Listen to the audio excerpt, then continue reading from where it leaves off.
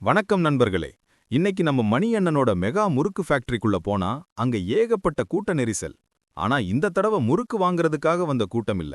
கடைய அடுத்த கட்டத்துக்கு கொண்டு போக முதலீடு செய்ய வந்திருந்த பெரிய மனிதர்களோட கூட்டம் அது. மணி அண்ணன் ஒவ்வொருத்தர்கிட்டையும் வழக்கமான தன் சிரிப்போட பேசிக்கிட்டே தன்னோட டைரியில இருந்த சில எண்களை காட்டி ரொம்ப தீவிரமா விவாதிச்சுக்கிட்டு இருந்தாரு.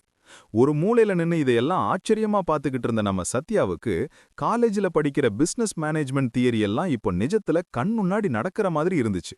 கூட்டம் கலைஞ்சு போனதும் சத்யா மெதுவா மணி அண்ணன் கிட்ட வந்தான்.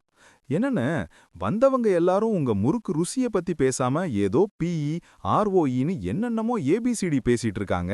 இதெல்லாம் தெரிஞ்சாதான் பெரிய முதலீட்டாளராக முடியுமா அப்படின்னு கேட்டான். மணி அண்ணன் சிரிச்சுக்கிட்டே சத்யாவை ஒரு நாற்காலியில உட்கார வச்சாரு. தம்பி சத்யா, ஒரு முறுக்கு நல்லா இருக்குன்னு சொல்றதுக்கு அதோட ருசிய பார்த்தா போதும்.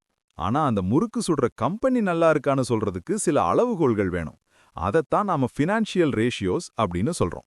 பங்குச்சந்தையில ஒரு கம்பெனியை இன்னொரு கம்பெனியோட ஒப்பிட்டு பார்க்க இந்த ரேஷியோஸ் தான் நமக்கு உதவுது. வா, இன்னைக்கு இந்த 5 முக்கியமான முறுக்கு ரகசியங்களை உனக்கு சொல்லித்தரேன். முதல்ல பிஇ ரேஷியோ. இப்போ என் கையில இருக்கிற இந்த ஒரு பாக்கெட் முறுக்கோட லாபம் ₹1 வச்சுப்போம். ஆனா நீ என்கிட்ட ₹20 வாங்குற அப்படின்னா ₹1 லாபம் வர்ற பிசினஸுக்காக நீ 20 மடங்கு அதிகமா விலை தர்ற. இதுதான் பிஇ ரேஷியோ. ஒரு கம்பெனி சம்பாதிக்கிற ₹1 லாபத்துக்காக மார்க்கெட்ல நீங்க எவ்வளவு விலை கொடுக்க தயாரா இருக்கீங்கன்னு இது சொல்லும். இந்த ரேஷியோ கம்மியா இருந்தா அந்த பங்கு கம்மி விலையில, அதாவது அண்டர் வேல்யூடா கிடைக்குதுன்னு அர்த்தம். ஆனா ரொம்ப கம்மியா இருந்தாலும் அந்த கம்பெனில ஏதோ கோளாறு இருக்குன்னு புரிஞ்சுக்கணும். ரெண்டாவது பிபி ரேஷியோ. சத்யா, இப்போ இந்த முறுக்கு கடையை அப்படியே வித்தா இதுல இருக்கிற மெஷின் கட்டிடம் எல்லாம் சேர்த்து 10 லட்சம் வரும்னு வையேன். ஆனா நான் இந்த கடையை 20 லட்சத்துக்கு விக்கிறேன் அப்படின்னா சொத்து மதிப்பை விட 2 மடங்கு அதிக விலைக்கு விக்கிறேன். கம்பெனியோட புத்தக மதிப்புக்கும் இப்ப மார்க்கெட்ல இருக்கிற விலைக்கும் உள்ள வித்தியாசம் தான் இது. பேங்க் ஷேர்ஸ் அனலைஸ் பண்ண இது ரொம்ப முக்கியம். பிபி ரேஷியோ 1க்கு பக்கத்துல இருந்தா அது ரொம்ப லாபகரமான டீல். மூணாவது ஆர்ஓஇ. மணி அண்ணன் சத்யாவை பார்த்து கேட்டாரு. சத்யா, நான் என் சொந்த காசு ₹100 போட்டு ஒரு பிசினஸ் பண்றேன். வருஷ கடைசியில எனக்கு ₹20 லாபம் கிடைக்குது. அப்போ என் சொந்த காசுக்கு எனக்கு எவ்வளவு ரிட்டர்ன் கிடைச்சிருக்கு?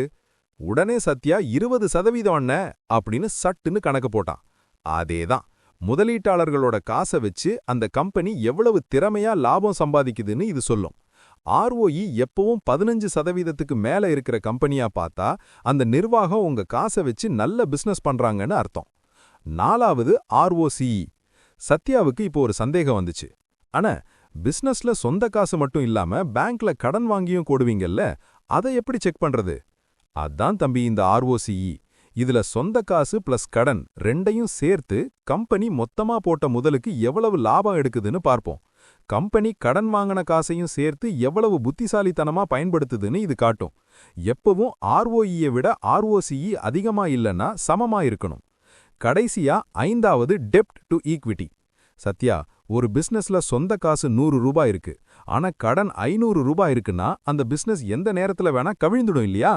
கம்பெனிக்கு சொந்த காசு எவ்வளவு இருக்கு, அதுக்கு நிகரா கடன் எவ்வளவு இருக்குன்னு இது சொல்லும்.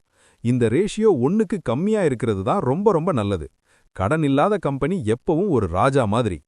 சத்யா தன்னோட டைரிய மூடிட்டு, அண்ணே, அப்போ இந்த 5 ரேஷியோவும் சூப்பரா இருந்தா கண்ணை மூடிக்கிட்டு ஷேர் வாங்கிடலாமா அப்படின்னு கேட்டான். மணி அண்ணன் சத்தமா சிரிச்சாரு.